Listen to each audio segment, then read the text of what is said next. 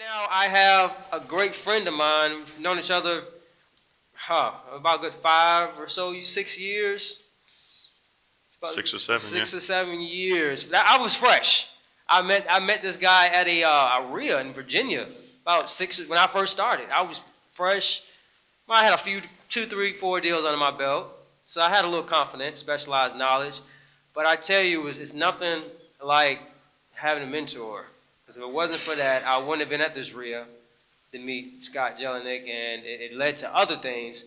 But this guy I have next to me, you want to take some notes from the guy. He's seen it all. He's been around the block, came back, went back around the block, came back, went around the block, came back. He's been doing it over for 22 years. I've been doing it for 7 years. This guy's seen it for 22 years in the business. So the bust, we had, was it a bust back early when you started? Before we get Well, I started after the first. After the first one, okay. First bust that I know was 87, 88, and I didn't buy it until 92. So you guys want to take notes on Scott Jelinek. He's done over 600 transactions. He lost count. I would probably say 1,000. You lose count. That's how it is. You lose count after a certain amount of number, which is a good thing. He's probably controlled 50 to 100 million dollars worth of properties in 22 years. He owns, you own about 70 properties? 74. 74, and when would they be free and clear? Varying stages, yeah. But your goal is 5 years. 5 yeah. years, all 70 5-year be free and mortgages. clear. And that's wealth. So I want to introduce you to my friend Scott Jelinek. Scott Jelinek, he's gonna. This guy, he's gonna. He came from Virginia, flew in yesterday, and I'm glad you were able to come. He's gonna talk to you guys about the investor mistakes, and trust me, he can tell you some things on what not to do and what to do. What led me to even be here today is I was talking with him a month or so ago, and complaining about how these people keep making the same mistakes over and over again. And then we were talking about, why doesn't anybody teach what not to do? And that's when he said, why don't you come down and we'll just talk about that. So people start off fresh, knowing what could go wrong, and don't fall into the trap before it happens. Be preemptive. Do y'all hear a little feedback on the mic, or just me? Is that me? Okay. All right, maybe we're too close. Is that better? That's weird, right? Okay, I guess we got to space out. All right. All right, so, is that better? All right, so we're going to go to the first question. And these some questions I kind of came up with. I put myself in my shoes before I did my first deal. I went back, so I wanted to ask you these questions, that I think everybody in this room should really take heed to. So the first question, by the way, this is family before we get into that. Nice family there. I went back through thousands of pictures and could not find one with just myself. It's either with my wife or my son or both of us. He does it for the lifestyle just like I do. You travel, all the time? Yeah, I travel a lot. I couldn't find one picture in 15 years with just me. Wow. So here's the first question. What do you need to avoid before you get started in real estate investing? What do you need to avoid? Now, he's surprising me with these questions, just to let you know, so I'm not 100% on exactly what he means by it, but I'll tell you, before you get started, one of the big things, at least with my experience, that I see the biggest problem brand new people get into is it's a form of making excuses. There's a quote that I heard that I really loved, which was, done is better than perfect. And a big excuse I'm always hearing is when I'm asking, did you get started? Did you get this done? Did you get that done? And what I get back is, I'm waiting on my logo, or I'm waiting to come up with, I don't know what my LLC name is going to be, or I'm waiting on finding a lawyer. All kinds of stuff that has nothing to do with doing business. They keep coming up with ideas, well, as soon as I get this, then I can start. When the reality is, the second you leave this room today, you should be, I'm a real estate investor, and that's it. If somebody has a house, they want to show you, you can go and do it. Even if you don't have a business card yet, you don't have an LLC, you don't have a lawyer, you don't have a lender, you don't have any buyers, all of that doesn't matter. All that matters is that you are, and you acknowledge that you're a real estate investor, you buy houses, and you can move forward then buying houses. So many people, when I say how many people, I mean, I feel bad for them because they get into it and then they get stuck there and they never move past I'm trying to come up with the right name for my LLC. And I'm like, it doesn't matter. Nobody sees the name. None of these things matter.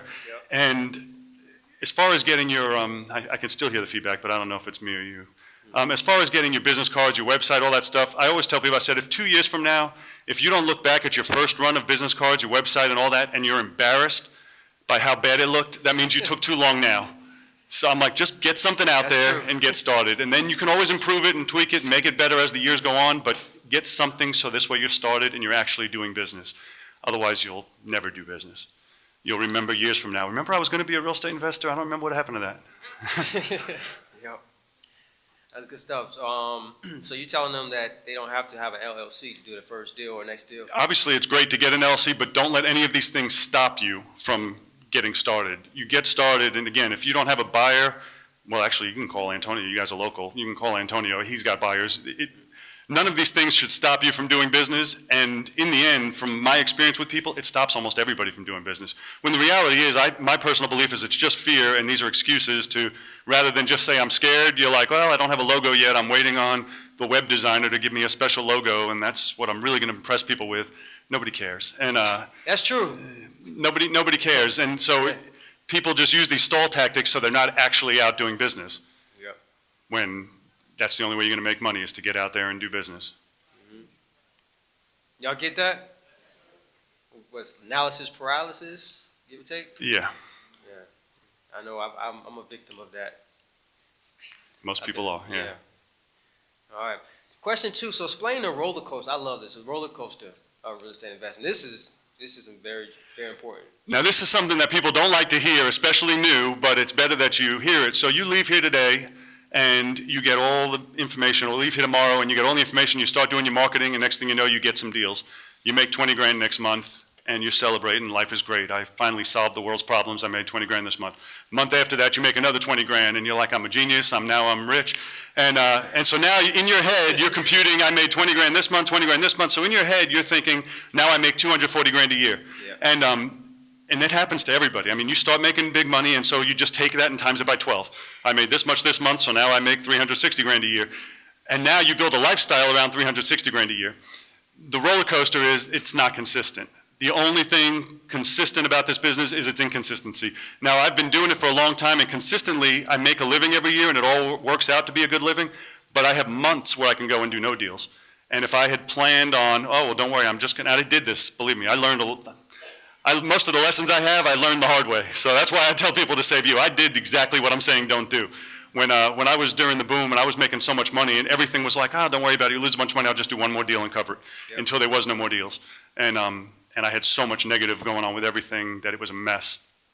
And I hear people do all the time, 2 months in, they did a deal this month, they made 20 grand, next month they made 20 grand, all of a sudden they're talking about a $240,000 a year lifestyle. Well, clearly I can do 20 a month, and now they're 12 months, and I'm telling you from my own experience, I'm a real estate investor. I bought a 4,500 square foot office to move into. The hell did I need with 4,500 square feet? I had a secretary and myself, and I had a 4,500 square foot office. And most of the rooms were empty. I had a craps table. I mean, in the afternoons I like to play, and it was ridiculous. I mean, the things that I did in hindsight, at the time it all seemed normal. In hindsight, I'm like, why would an investor buy, what was I thinking? And nobody ever told me. I have great mentors now locally who are a lot older than I am and have been doing this a lot longer, and I get really good advice. But back then, I would say during the boom, it was the Wild West. We were all just making so much money, and the stupidity run rampant. So the roller coaster is important for everyone to realize there's a roller coaster, because if not, people think that it just goes like this, and it doesn't. So what happens is you take off. When you leave here, you're literally going up. After you're in it for a week, a month, 6 months, you may be able to start to see over the edge. And that's really when you're stable. I always tell people, don't buy rentals even. When you're just going up, don't even buy rentals, because you can't properly process. When everything is great and peachy, you'll say, oh, it's losing $200 a month, but who cares, because I'm going to do this and this and this. And it's not until you realize that you can go months without making anything that you're not going to accept losses. You're not going to have a 4,500 square foot office, because you're like, well, I'm going to have to pay for it if I have a bad month. And it's important that you see the full roller coaster. And it doesn't stop. Even after 22 years, to be honest, I say it's a roller coaster, and it just keeps going. You're always going to go through these stages. And so it's important to be vigilant of the stages when you're in them. In business, there's I forgot what they called it, but like when you first get your business license, if you get one, I don't know if you need one in Florida. I don't need one where I'm at. That's when you get all kinds of solicitations for pens with your logo on it and all kinds of stupid crap. The reason is because they know when you're in stage one, that's when you'll buy anything, because you're so optimistic in the beginning that they're like, oh, he'll sell him pens, sell him this, sell him that, and they haven't looked over the edge yet. And that's the reason. You don't get those after you're in business for years, you don't get them anymore, but in the beginning, they send them to everybody, and it works. I mean, that's when we do stupid things. What do you call that phase? That going up phase? Is that Uninformed optimism. uninformed optimism? Uninformed optimism, and then there's, you go through informed pessimism is what I call when you're at the top looking down. Then obviously there's screaming, yelling going down the roller coaster. If you haven't, there's times, again, I've been 22 years, so I don't know if you guys have been in your own business, but there's times where literally it could be 12 in the afternoon and all you want to do is go home, pull the blankets over your head and cry. Because you don't know how you got here, what's going on, everything was so great last month, what did I do wrong? And you literally just feel stupid. When you're in that just feeling stupid stage, this is when I tell people, I said, don't even read real estate books at this point, because you're just going to feel stupid because everything sounds so easy. And it is easy, but when you're in the middle of it, it doesn't have the same effect. I said, listen to motivational tapes, but don't listen to real estate. Listen to real estate in the optimism. Informed pessimism, I listen to real estate, but if I'm in the roller coaster going down, I said, now I just need to get through this. And that's where, when you hit the bottom of that roller coaster, that's why I always say, if you have that crisis of meaning, that is, when you get to the bottom, you either crash and burn, which is where you go through the bottom of the coaster, and then you're back to working at McDonald's, or you come back up to informed pessimism, which is where you want to be. That's where now you've seen everything, you know where it is, you know what to do, and you know now you're not making $240,000 a year just because you did $20,000 a month. That's where it's real important to have somebody to talk to that's been through this before, because that's where I screwed up. When I didn't have, my first 9 years, I didn't even take this as a business. I just did it on the side. I was buying rentals, and I could have gotten so much further.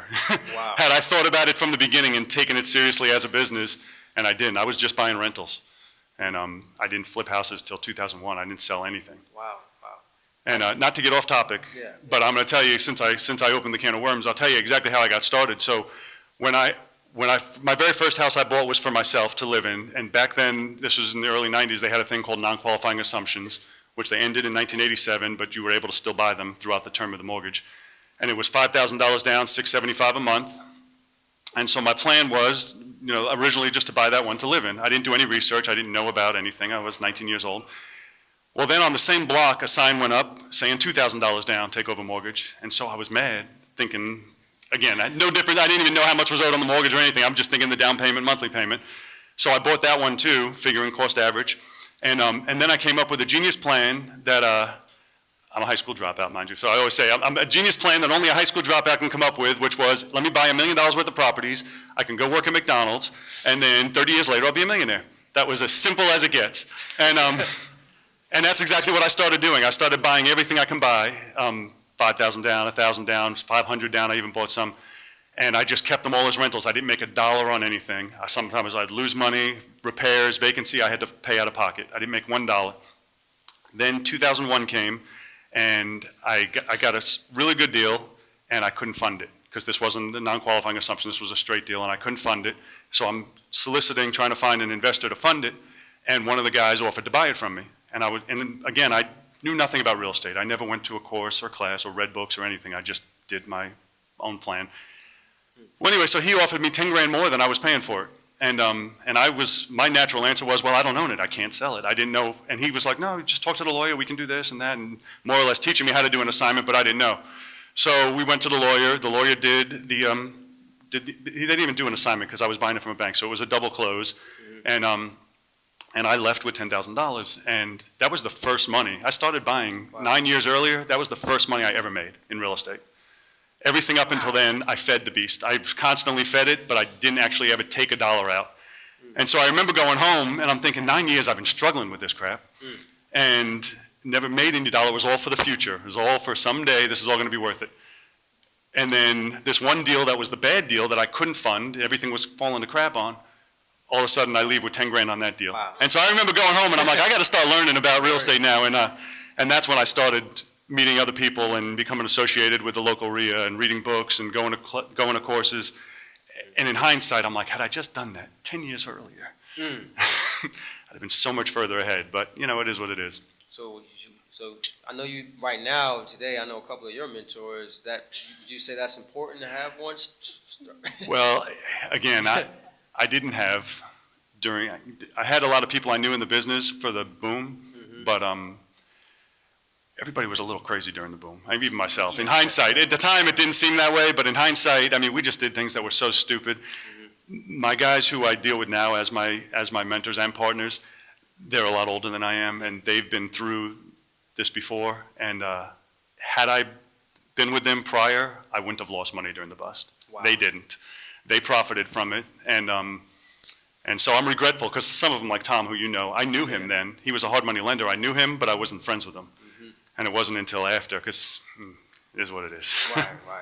Wow. Could have saved a lot of So money. you was in the business, you wanted to what, like 13, 12, 10 to 13 years before you actually did your first flip? No, it was probably 9 years. 9 years? Yeah. That's a long time. I was just buying rentals, yeah. So if you had a mentor between that 9 years, you would have. Well, what happened is, Buying and holding. I know now with today's market, and you guys are new, you probably think market's insane, but back then, there was no appreciation. So I never thought of selling anything. I was buying the houses for the same price the person I bought it from 5, 8 years earlier, because the houses weren't appreciating at all. So it wasn't until all of a sudden I was like, it's worth how much?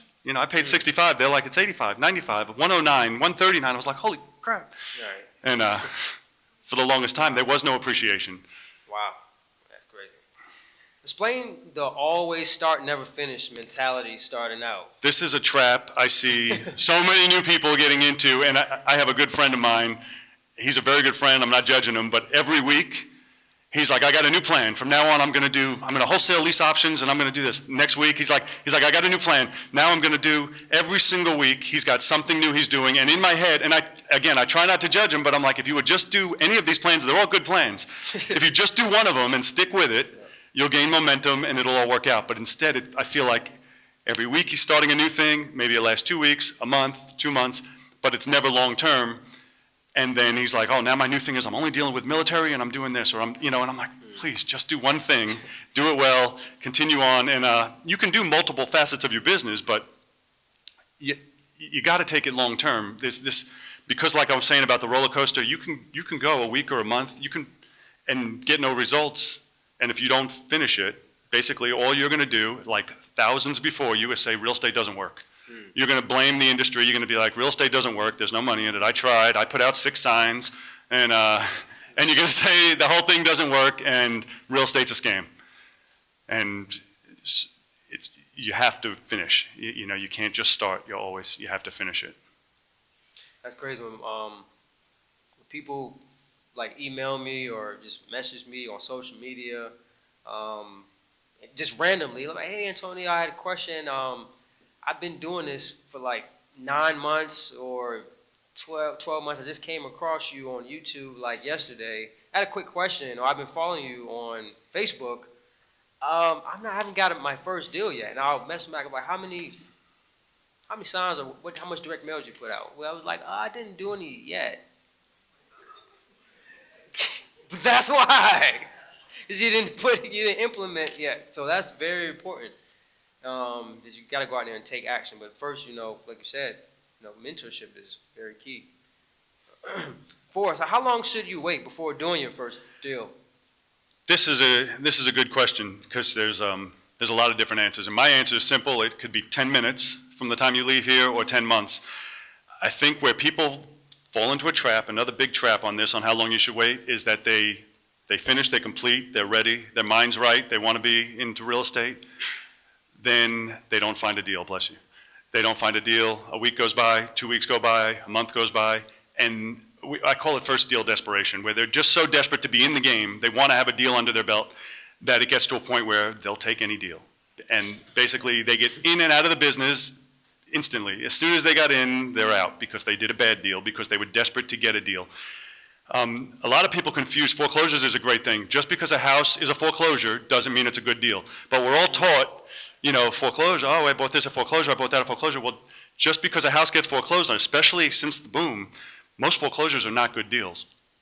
So I've had people tell me, they'd be like, well, I'm buying this one, and I'll be like, well, what's the deal? And he says, well, it's a foreclosure. I'm like, well, what are the numbers? He's like, well, they believe it's got to be good. It's a foreclosure, and they're lucky to have found it. I'm like, there's foreclosures everywhere, and they're horrible. You stay away from them.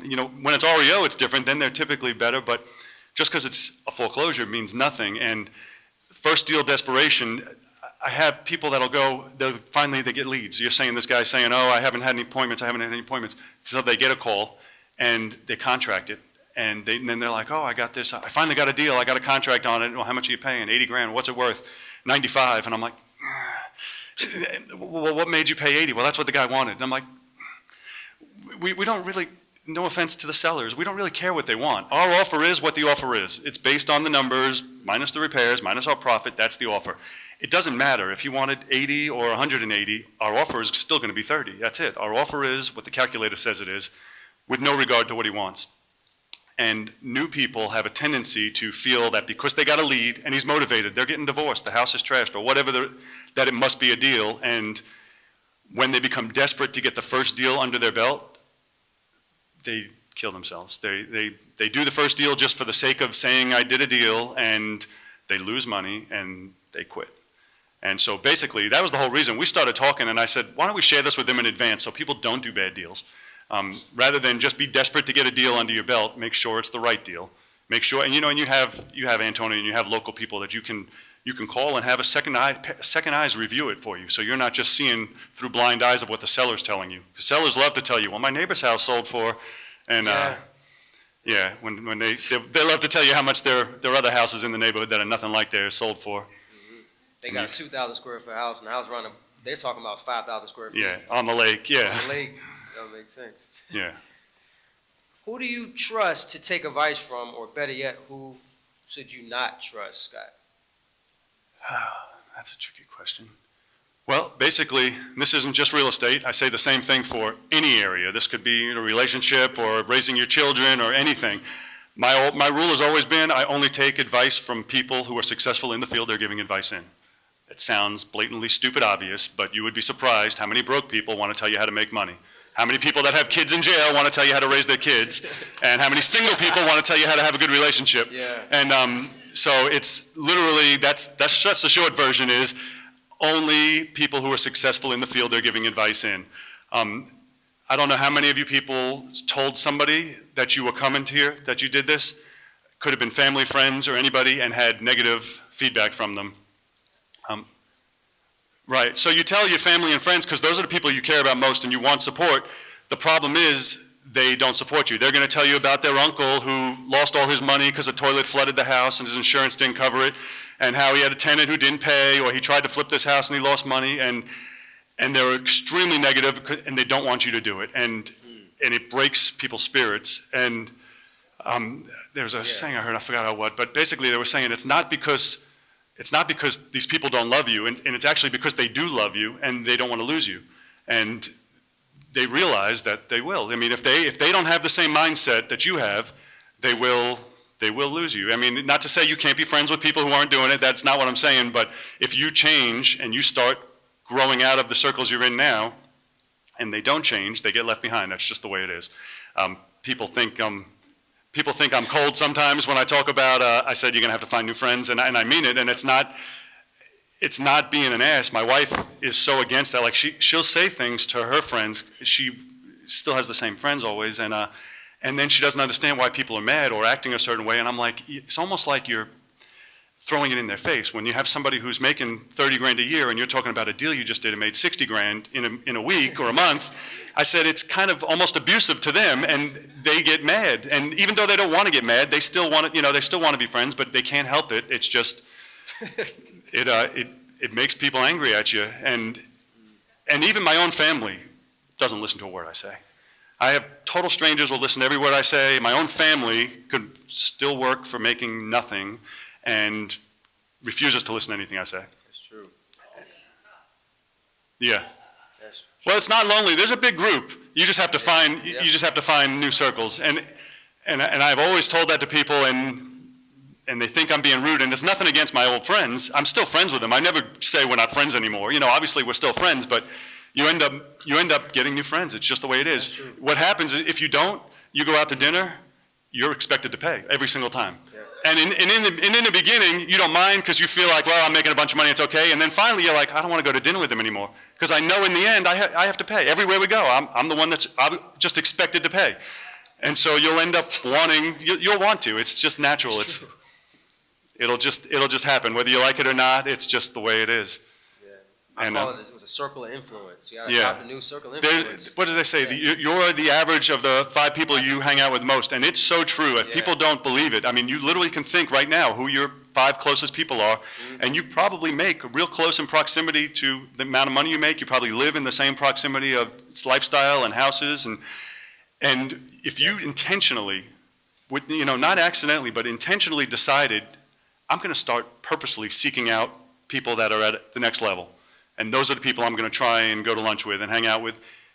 You become like they are. You think like they are, and you don't even realize it. You don't even know how or why it happens. But all of a sudden, things that seemed absurd to you now seem normal because they're talking about doing the same type of stuff. I have a friend of mine who you met recently, and I didn't even tell you who he was. You met him at the ODU game. He's the biggest real estate investor I know in my life. Which one was it? I don't want to say his name, Oh. but he does commercial real estate, and he's got like $250 million worth of deals going on right now, but all commercial. He buys big buildings. He owns all of downtown Norfolk. And before I was friends with him, I've been friends with him for about 8 years now. That would have seemed to me like it doesn't happen. You got to be Donald Trump to be doing that kind of stuff. Well, I've known him since the bust, and he literally was down to next to nothing, like no money at all. And he's in a group I belong to, an entrepreneurs organization, so we meet every month. And I remember the meetings where it was like, I don't know how I'm getting through the next month. And if I hadn't been with him every month since then and see where he's at now, I mean, he's like, it's unbelievable in such a short period of time. He's at like $250 million worth of real estate right now, all in the same section. And it's amazing how it opens my mind, because I'm like, wow, I'm thinking, sometimes I'm like, I'm thinking too small, I get it, yeah. And it's just amazing, again, the people that you surround yourself with, it's just the way your brain works. It opens up your mind to what becomes normal.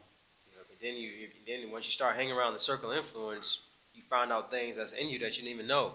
Like, wow, I get aha moment, I can do this. Yeah, that's good stuff.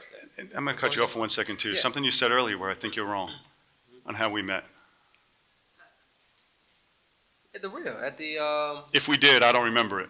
that's where I remember you at. It was brief. Okay. I remember you noticed calling me. because I was a newbie. I remember you calling me out of the blue, and I didn't remember who you were. Maybe I met you one time prior and asking to go to lunch. And I went to lunch with you at Cheesecake Factory. It was before that. I know you're talking about. So I did meet you before then? I didn't recall. Yeah. So anyway, so I remember, and this is, the reason I'm bringing it up is because it's actually a great topic for. Actually, let me go back. What's it was a restaurant of Great Neck. Oh, the one I used to own, Isla. That's Yeah. where I met you at. Okay, Yeah. okay, you're right then. You're right, we used to have our night there, investor night. Yeah. I didn't remember you though, sorry. It's been so long. Yeah. So anyway, what Antonio did when I did remember him is he called out of the blue, and he was just, I don't remember what he was talking about, and then he asked if we wanted to go to lunch. Reluctantly, I didn't really want to, but I'm like, well, he's being nice, and okay, fine, I'll go. And we hit it off right away, and we've been great friends since, and I think that was maybe 09 or 10, I'm not really sure. And 2010.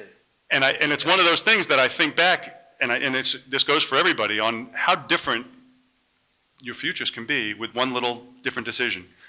Make a phone call and decide that, I'm gonna do this, or I'm gonna do that, or I'm gonna speak to that person, or you'd be surprised, and you don't realize it at the time, but then 20 years from now, we could be doing the Trump Towers and look back and be like, how did that ever even start? And it was all started from a reluctant lunch that I didn't even want to go to.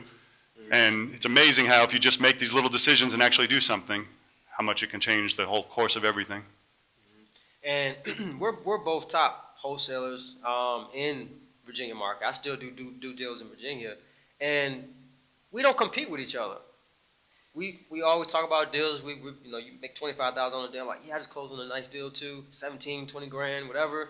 And sometimes he'll ask me, or I ask him, like, hey, is such and such LLC? You know that buyer, or Right. Is that a good buyer? Like, yeah, that's a great buyer. I mean, he buys quick, or something like And that. sometimes a seller might say, oh, I've spoke with 2 other investors, so I'll call my friends and be like, did you look at 123 Main Street? And so we can kind of, see what's going on. And it makes life a lot easier to be friends with most that you can anyway. It's a much better environment to get along with all your competitors.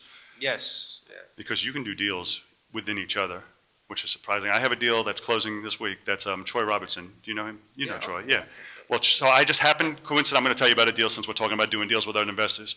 So I just coincidentally happened to be in his office, and he's working, we're talking, I'm friends with him, and he's telling me I'm waiting on this contract, I'm hoping to get this contract. And so I was like, well, tell me about it. And so he starts telling me about this deal. It's in South Plaza area in Virginia Beach. And he says he's getting it for $115. He says he's going to sell it for $130. So I'm like, well, tell me more about it. Give me the address. So I put it on my phone, and I know the neighborhood. I've sold a bunch of houses there. And so I said, what's the condition? I'm asking him a bunch of questions. I said, so you're going to sell for $130? I said, can I have it for $130? And he's like, oh, yeah, wait, I don't have the contract yet. Let me know if you get it. So he gets the contract. I know this house. I've sold ones just like it, the same neighborhood. So he gets the contract the next day. I do assignment to me. I only showed it one time. I knew exactly who to sell it to. I've sold him ones just like it, and I sold it for $145. So he made 15 grand selling it to me. I made 15 grand. It wasn't even my appointment. Wasn't anything for me other than I happened to be in his office when he was telling me about it. And one of my, I don't want to say gift, but one of my specialties is I have a really good buyer's list. And it helps so much where another investor can have the same exact deal and only be able to make 10 grand, and I can make 30 grand on it. Yep. Not because it's a better deal, but because I have better buyers.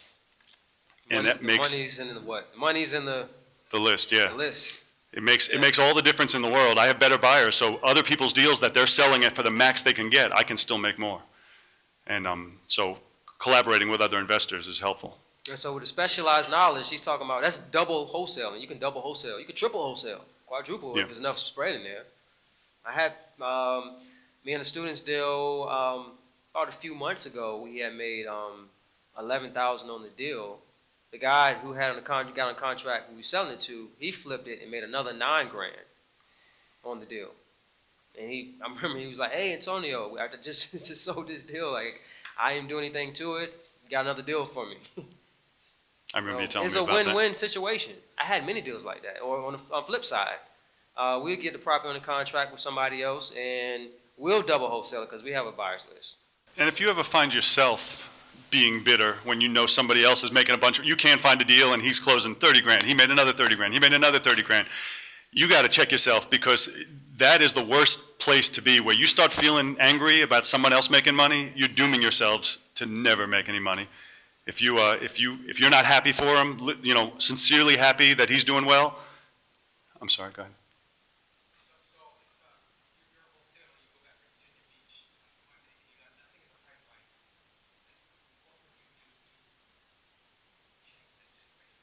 Keep marketing. That's all you can do.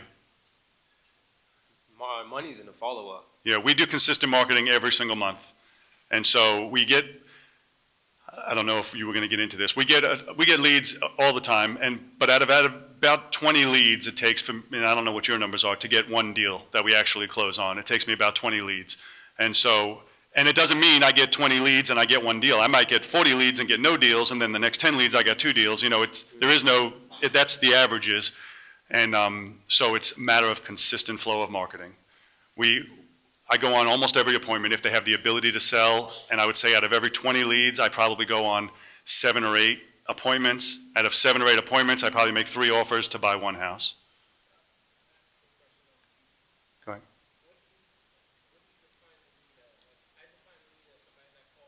Right. Right. Anybody who calls in and who's interested in selling their house, yeah.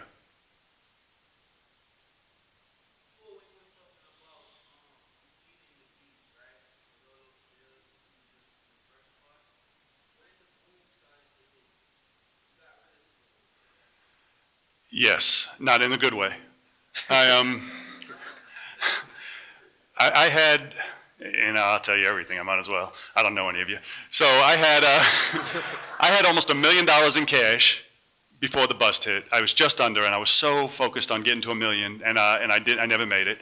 And I had 84 properties at the time, and I had I was taking my good properties, refinancing them because they would give a monkey a mortgage back then, and then taking the money and buying more houses and more houses. And I bought so many. And then in about mid-2007, the bottom dropped out. I didn't make another dollar till almost the end of 2008. I literally showed up for work every day and didn't make a dollar. I had negative cash flow on almost everything because I was making so much money when I was buying them, it didn't matter. Let me just keep doing this. And I lost all my money feeding the beast till about 2011, and I lost about 50 of those properties to foreclosure.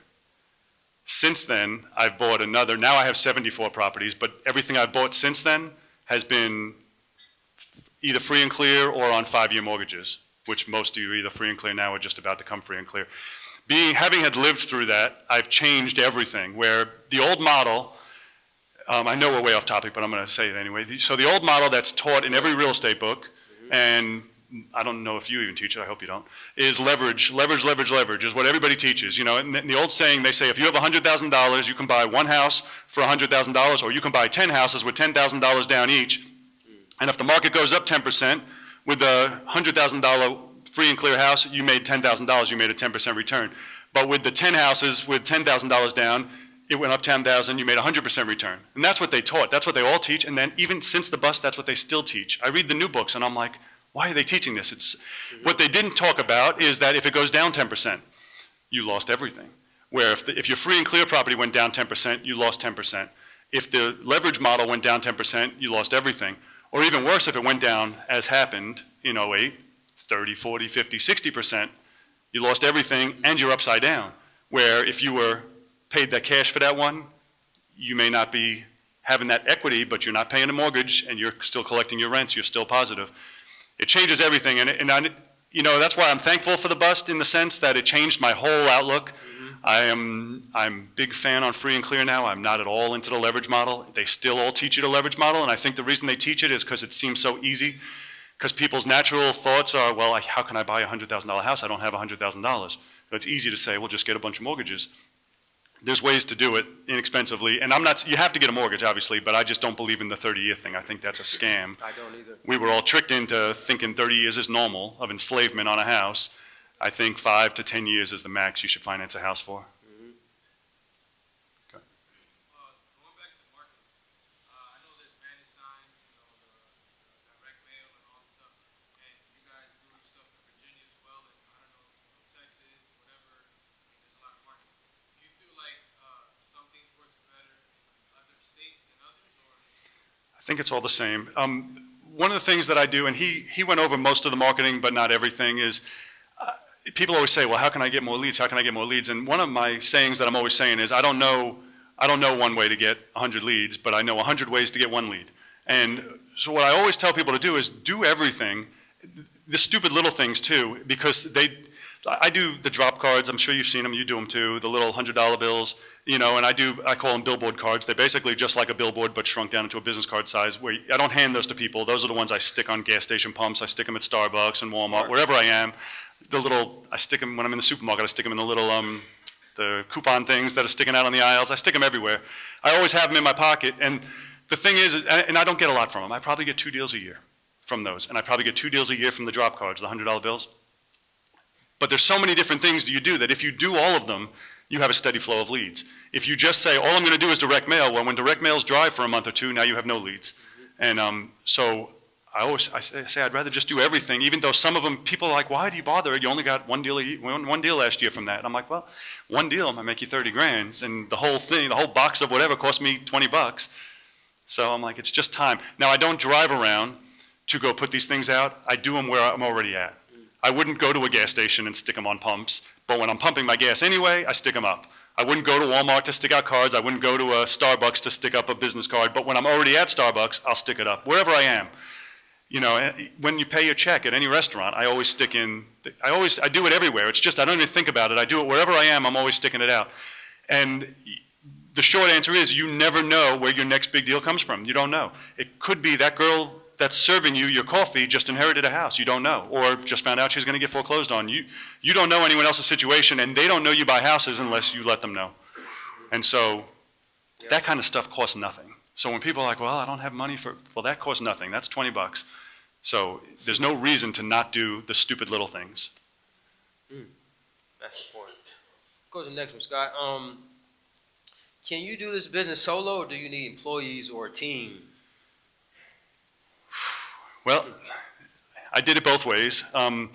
As far as solo, you can clearly do the business solo being yourself as far as your business, but you definitely need outside team. And that's why I was reading the question and a little trick by it, because at one time I was trying to grow my business by having people work for me, working as employees, a buyer, a seller, a real estate agent. I had all these people, and I don't do that anymore. It got to a point where I was doing deals I wouldn't do otherwise because I wanted to keep them employed. I felt like, well, if we don't do a deal, they're not going to make any money, they're going to quit. So I would do deals, and in hindsight, it was stupid, and I don't do that anymore. But as far as a team, that's crucial, and that's a whole different story. So if you're just starting now and you have nobody, you've never been in real estate, you obviously have no team. But what you're going to need is you're going to need a CPA, because there's no point in making a bunch of money if you end up giving it all away to, the IRS because you didn't properly set things up. You're going to need an attorney or a title company, and you probably can recommend a local one for them. I've only had 3 in my life, and typically investors, when we find one, we stay with them because they already have all our stuff on file, they already know the way we like to do deals. You get one point of contact, and it makes life really easy. You don't want to go to a different attorney each time and then have to show them who you are and, and go through everything. Now, not every attorney, and again, you probably can recommend somebody to them, not every attorney is investor friendly. And there's no reason that they shouldn't be. And they wouldn't be against doing investors, but if they specialize in investors, they're going to have a lot more resources for you. Investor-friendly attorneys appreciate the fact that we're repeat customers. Where normal people buying a house, they buy one house, one closing, and that's it. We are repeat customers, so you'll get a lot more out of them for free. And what I mean by that is a sticky situation, a unique situation. You're like, well, I don't know what to do. We'll call a lawyer. Well, a lawyer's going to charge me $250 just to talk to me. When you have a relationship with somebody you steadily do deals with, you can ask them anything because they want your business because it's repeat business. And I get a lot of value out of that. A lot of value when I have a unique situation and I'm like, I don't know what I'm supposed to do. And I can ask an attorney and find a legal answer without having to pay or retain somebody. You're going to need a real estate agent. And even if you're not going to renovate, which I don't know if you guys plan on renovating or not, even if you're not going to renovate, you'll still need an agent because you're going to need second opinions on some of your comps. And if you find an investor-friendly, not investor-friendly, but an investor specialist real estate agent, they're the best. And what I mean by that is somebody whose clients are pretty much all investors who are renovating and then he's selling them for them retail. The reason he's going to be the best is much like the attorney for the repeat business.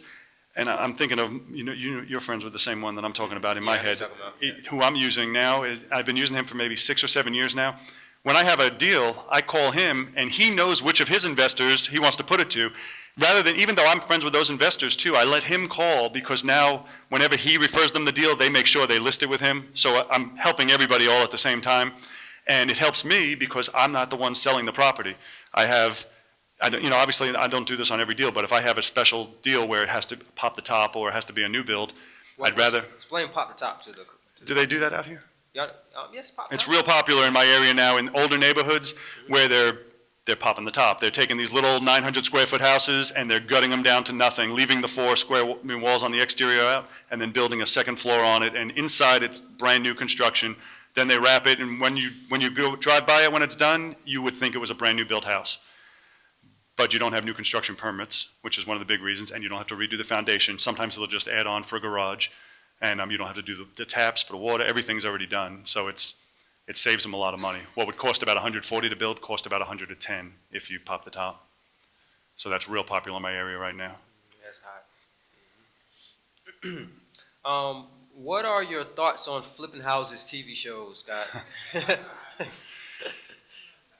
Well, that's a love-hate relationship. And, I've been watching Flip This House since the very first one, Trademark Properties in Charleston, South Carolina. And I always liked the show. And I still like the show. I still watch them, even though I find myself yelling at the TV, when they just do stupid things. I'll tell you the good and the bad with it. The bad is they don't tell you all the real numbers. I mean, you have to remember it's a show. It's for entertainment. That's it. Its purpose there is to entertain you. And they maybe really are renovating that house, I don't really know, but they don't show you the real numbers. They leave out so many things, like closing cost assistance and real estate commissions, and then they're like, oh no, but that's an in-house agent. I'm like, but you're still paying them a salary, so somehow or another you have to factor in a cost. And there's so many things that they leave out that they'll say a $60,000 profit, and I do my same math with their renovation cost and everything, and I'm like, it was an $18,000 profit. And not to say it's not profit, it's still profit, but their numbers are very misleading.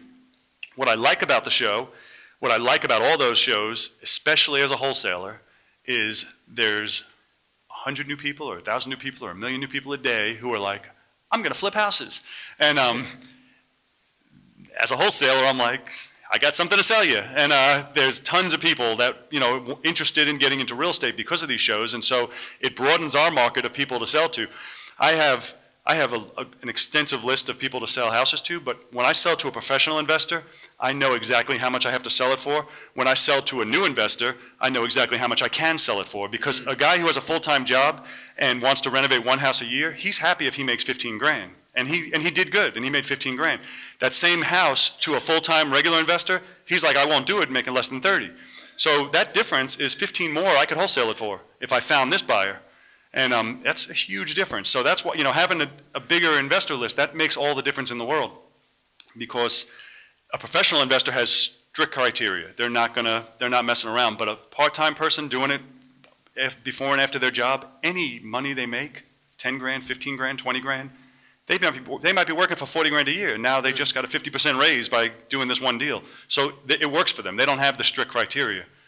So that's why I like the shows. We get more and more people that are like, they're interested in real estate, they have to learn a lot of lessons the hard way. I just did a deal that, this is an older guy, mind you, he's not an investor, he's 84 years old in Arizona, and I just got the contract yesterday, faxed to me, but when I was on the phone with him, when we were negotiating, he says, well, I just want you to know, me and my wife watch that Property Brothers a lot, so we know what we're talking about, and I kind of used it back to him.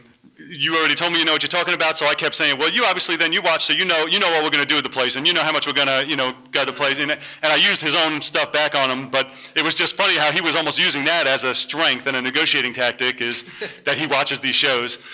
But, it is what it is. They're here to stay. Clearly they're not going anywhere. I like them, but just don't be misled to thinking, oh, they're making 80 grand on every deal, and I'm only making 20. I must be screwing everything up. How do you find those buyers? Those... you're going to get into building a buyer's list, right? Mm-hmm. He's going to get into it, but I'll tell you, one of the biggest ways is to always let everybody that you know, everybody that you come in contact with, know what you do. That's the biggest way. Everybody you come in contact with has to know what you do. And so many people, brand new people, hate to do that because they feel like they're being frauds.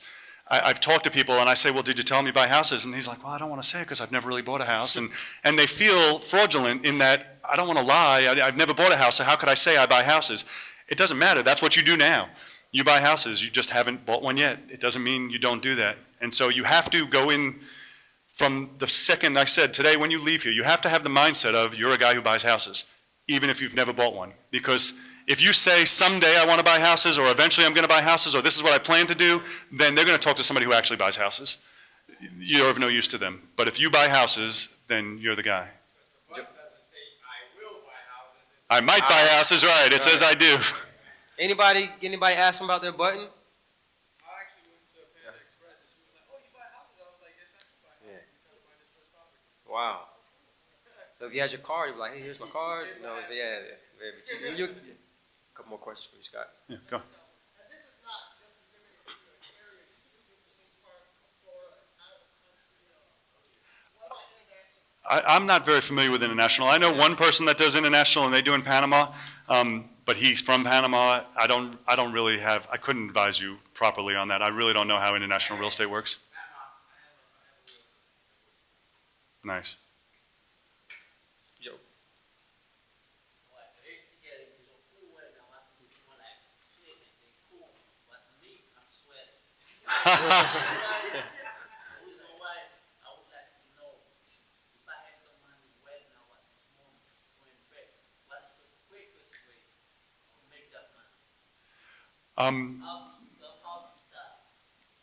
With money or without money, your quickest way is going to be marketing, having a partnership agreement, and good deals. That's it. You have to get good deals because you can't just throw money at bad deals. There's still going to be bad deals. The easiest way to lose a bunch of money is to start with a bunch. And so don't be in a rush. You know, I gamble a lot. I'm sure you heard that already. But I always can tell somebody who doesn't gamble much because they come to a table and they almost are just throwing their money away. And I watch them and I'm just like, they're just in a rush to get rid of the money. And so I fear sometimes when you start with a lot, it's easy to lose. If you start properly, it's hard to lose as long as you follow you almost can't lose, especially with wholesaling. You can't lose, but don't be in a rush to get rid of your money. Just because you have it doesn't mean you have to get it out there. Yeah, Also, just right guidance is very important. yeah, too. That's, obviously. that's critical. Obviously, you have the right guidance. Don't make mistakes, and don't be in a rush to throw it away. You can do the whole business. It's not going to be any quicker or slower. Just do it properly, and don't be in a rush to get rid of your money. Right. I still borrow. I mean, people always say, and you do too. People always ask me, well, why do you do it this way and not that way? And I say, I like what I do. I know exactly what I'm doing. I keep my lenders happy. The only time my lenders call me is to ask me when I'm going to borrow more money. That's it. They seriously, they call, when are you going to do another deal? Are you looking for any money? And I don't even I only have 5 lenders now that I use. And I haven't looked for new lenders probably in 6, 7 years. The only time I hear from them is when they're trying to get more money on the street. And I like it that way. And my friends ask me, they're like, well, can you refer me to some? I'm looking, I'm like, no. Because I'm afraid then I'll need them and I'll have given them to other people and they'll be out of money. And the best investors for hard money, I know we're not on the hard money topic, but are people who are not in real estate. Yes. One of the things I've learned over the years is people who are in real estate, we're accustomed to a certain amount of returns. Hard money lenders are accustomed to a certain amount of returns. But when people are making money at 1% in the bank or hoping for 10% in the stock market, a guaranteed secured by real estate return is great, and they're happy with it. And so people in real estate, like friends of mine who are lenders, they're like, well, no, I do it for 5 points and 15% because that's their business. But when it's not their business and they're just doing something with their money to make money, they can be so much more flexible and make so much more money with it. Right, I use hard money lenders, but I'll use hard money lenders for flipping, but I don't use them for my rentals. For my private money, I try and find people who are not in real estate at all, just want an investment. People who want a return, and that's it. I'm probably for sure that probably at least half of this room has family members that can be private lenders. My first private lender was my grandma. My second private lender was my uncle. They're both retired. And they was happy getting 8%. Explain private lenders. Basically, it's just a person with money loaning you money on set rate and terms. Where a hard money lender is really the same thing, except a hard money lender is in the business, so they know what their rate and terms are. They're telling you, I'll loan it for 5 points, 15% for a 6-month term, and this loan to value, and they have all kinds of criteria. Where a private lender is just saying, I'll give you 50 grand for 8%, and you make monthly payments. Has nothing to do with wholesaling. That's something when you. Private lenders when you're trying to raise money to buy houses, whether it's for buy and hold or buy and flip. Right. That's why wholesaling is great. So I started now.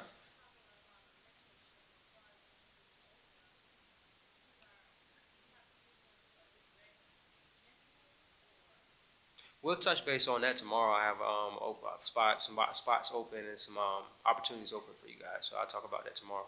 A lot of questions is in the presentation. Yeah.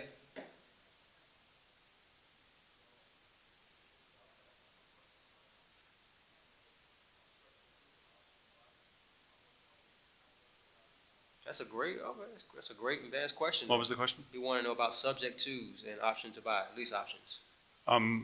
Anything specific about them or just what they are? Subject to is basically you're buying a property subject to the existing financing. That's what subject to means. You're buying a property subject to the existing financing. So somebody owes $100,000 on their house and you want to buy it subject to, you would basically do a closing, the mortgage would stay in their name, and the deed would go in your name, and you would make the monthly payments now on that property. That was my second deal, subject to. Take over what? Say take over the property. You own it immediately. The mortgage only shows whose credit would get ruined if you didn't pay. The deed shows ownership. So some people think, well, the mortgage is still in their name. That doesn't mean they own it. The deed is what shows who owns it. The mortgage, all the mortgage shows is who's going to get a ding credit if you pay late. You can wholesale just give them a little how to wholesale subject to, because we're talking about wholesaling this weekend. You can wholesale subject twos as well, so. Yeah, you can wholesale subject to, if you have a contract on somebody says, I owe 50, I just want 50, and you get them to agree to sell it sub to, you can put it out to your investor list or say, I have a deal with 10 grand down, subject to, and give them all the details. You can do that all day long, and now it's between the both of them. You're not the one making the payments, and you just get your $10,000 assignment fee and move on. I have a friend who, that's all he does. This is my same friend who I'm telling you changes stuff every month. But what his whole business now is that he basically finds upside down people. I give him all my old, you probably give him your leads too, all my underwater leads, my leads that are no good, and he tries to get them to sell sub to, and then he'll give me a $1,000 referral fee if in fact they do. So I'm getting some value for my bad leads. And so say they owe 100 grand, the house is only worth 100 grand, but he agrees to, he's going to take it over, but he doesn't actually take it over. Then he finds a homeowner, not an investor, but a homeowner who wants to live in a house but can't qualify. And then he'll say $5,000 down, take over the mortgage. So he makes the $5,000. He gives me a $1,000 referral fee, and all he did was put them together. Which really all he's doing is putting ads on Craigslist. That's where you found, all he's doing is putting ads on Craigslist and showing it. No, they actually are buying. It's not an option. They're actually buying because the deed goes in their name. Nope. The full term of the existing mortgage. So if there's 25 years left, they'll be paying for the next 25 years. They're stepping in the shoes of the actual homeowners alone. Yeah, so Right. if it's a 10% interest, adjustable rate mortgage, they're stepping into that. Everything stays exactly the same. Bad terms.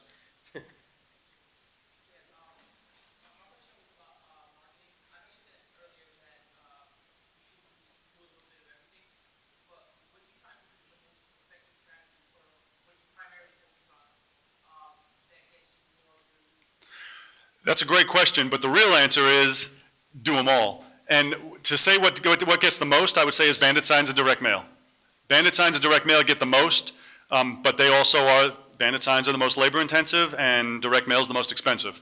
So those two probably generate the more leads than anything, but they're the ones that either take the most time to do or the most money to do. So that's why I say you got to do everything.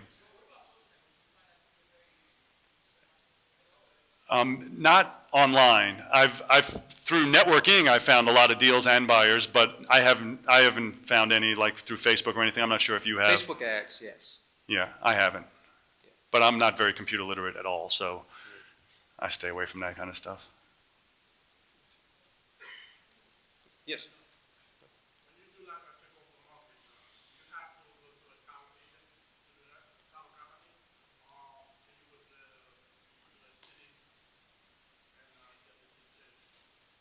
I'm going to answer that one for him, only because most of my lessons I've learned the hard way, and so I'm going to tell you a story about me learning the hard way. And this was from a course when I finally started buying courses, and I don't remember which one it was. It was probably what's his name, No Money Down, the original guy, Carlton Sheets. I'm 99% sure it was from his course. Taught me exactly how to do it all on my own. So I found this house and I took it over subject to, and it was a great house in Highland, whatever it is, not Highland Biltmore, in Norfolk, on the water, beautiful house. I got it for 65 grand. At the time it was worth about 99. So I cleaned it up, I painted it, and I had it subject to. I found a buyer for, I did everything myself, like you're asking. I copied exactly out of his book and what to do with the deed, go to the city, record it step by step. I checked off everything he said to do. And so I did exactly what they said. And then maybe 6 months later, I found a buyer for it, and I was supposed to make about 30 grand on it. And we went to closing, and the title search came back, and it was a disaster. Bankruptcies from the previous people, they got divorced, they both let their credit go, and everything, I didn't realize everything attached to the house. And it was an absolute disaster, and I ended up having to walk away from the house. So I lost what I had put down. I lost all the work I had done. I mean, everything we did get in the house right, and I lost my buyer, obviously, because I lost the house. It was a disaster. So the short answer is, yes, you can do that. You can do everything yourself, but much like we were talking about with a team, I wouldn't. Yes, I saved $500 by not doing it through an attorney, and I lost 30 grand. So you can do it yourself, but I wouldn't. So is it worth spending money before you register to do a securitization audit? To do a title search? You wouldn't do it. You would just basically give the contract to your attorney, and they're going to do that automatically. You're not going to close until that's done anyway. Yeah, when you host, Would I use my attorney? Would I like use a third party to do a audit on the? All you're going to save is $200. You already paid the title search fee. There'd be no reason to. and if you're wholesaling, you gotta worry about that 99% of the time. Your end buyer pays all that stuff.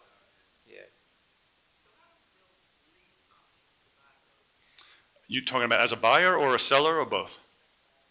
As a buyer, basically, I sell on lease options. As an investor, I really wouldn't. I don't know if you really recommend them. I don't really recommend them as an investor unless you find a really good deal where somebody is allowing you to take it on an option. I might contract with an option, but it's not a lease with option. I basically just option the property. A lease with option means you're paying for it monthly, and you have an option to buy it.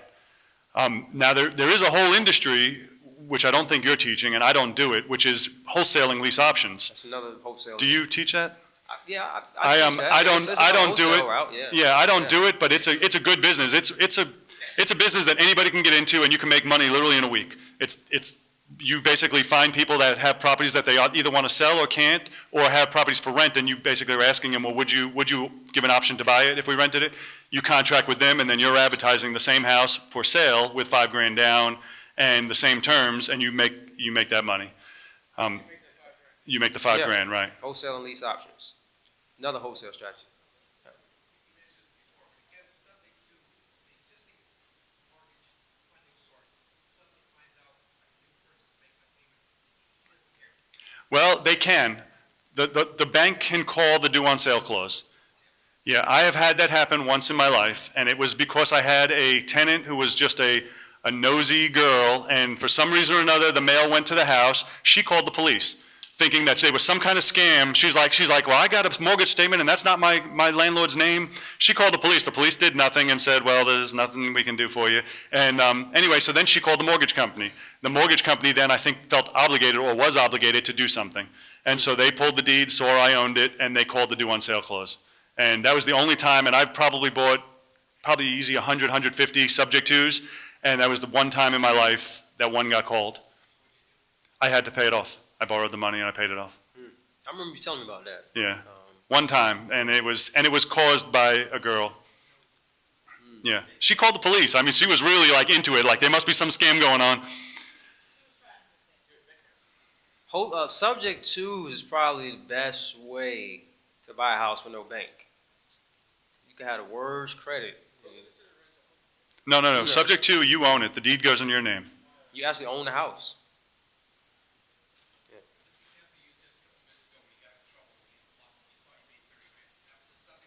That was a subject to, but I self-closed it. Correct. I filled out the forms in the back of his manual, and I took it to the city, and I recorded it, and correct. And I still wouldn't have made that money, but I wouldn't have lost any money because I would have never got the house. The lawyer would have said, oh, you can't close on it unless this and this and this happens, and I never would have bought the house. Without doing a title search? Absolutely not. No. Yeah. I wouldn't do any property Yeah. without title company. Yeah. One more question. We're going to say the questions at the end. I only got 3 more questions to ask Scott. Joel?